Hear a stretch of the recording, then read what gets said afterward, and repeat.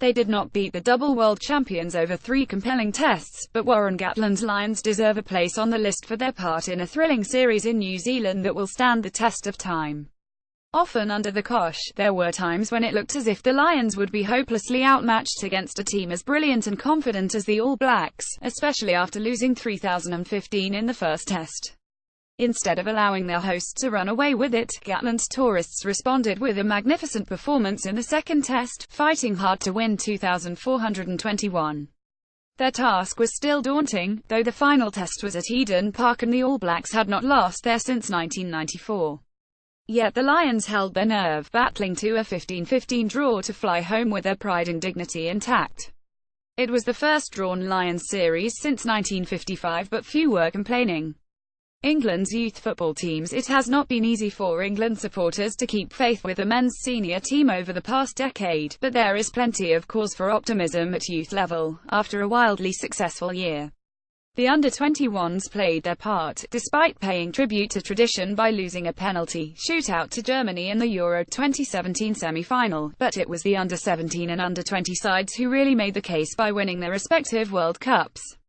The under-20s started it off in South Korea in June, with Dominic Solanke impressing and Dominic Calvert-Lewin scoring the only goal in the final against Venezuela. The under-17s demonstrated great resolve in India, fighting back from 20 down in the final to beat Spain 52 thanks to inspirational performances from Phil Foden, Callum Hudson-Odoi and Rhian Brewster. Making history once is impressive enough, but doing it twice in the same year takes some topping. England women cricket team all looked lost when India cruised to 190 for 3 in the World Cup final.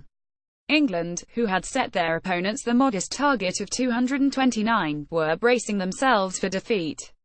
A boisterous Lord's crowd was preparing to salute India, who must have thought their name was on the trophy, and then it all started to go a bit crazy. One wicket sparked a collapse, allowing England to believe again, and a famous turnaround looked certain to be completed when Rajeshwari Gayakwad sent the ball invitingly into the sky. It was the simplest of catches, and Jenny Gunn spilled it. It felt like she dropped the World Cup, to be honest, Heather Knight, England's captain, said. But what made this 9-run victory so compelling was the way the host nation refused to lie down, and soon Anya Shrubsole was bowling Gayakwad to complete her frantic 6-wicket haul. The spirit of Knight's England women makes this team hard to ignore. GB men's 4x100 meters relay team. It was supposed to be Usain Bolt's glorious farewell run. Instead, the Jamaican legend ended it face down on the London Stadium track after pulling up with a torn hamstring, and the cheers from the crowd were directed towards Great Britain's 4x100 meters relay team, who ran the race of their lives to win an unlikely gold medal. It was one of the most stunning moments of a weird and wonderful World Athletics Championships, and Bolt's misfortune did not detract from British success. The competition was still fierce, but CJ Ujah made a sensational start. Adam Gemili made up for the disappointment of being left out of the 200 metres. Danny Talbot made sure there was no slip-up, and Nathaniel Mitchell-Blake kept his nerve on the final lap, holding off the USA's Christian Coleman to cross the line first.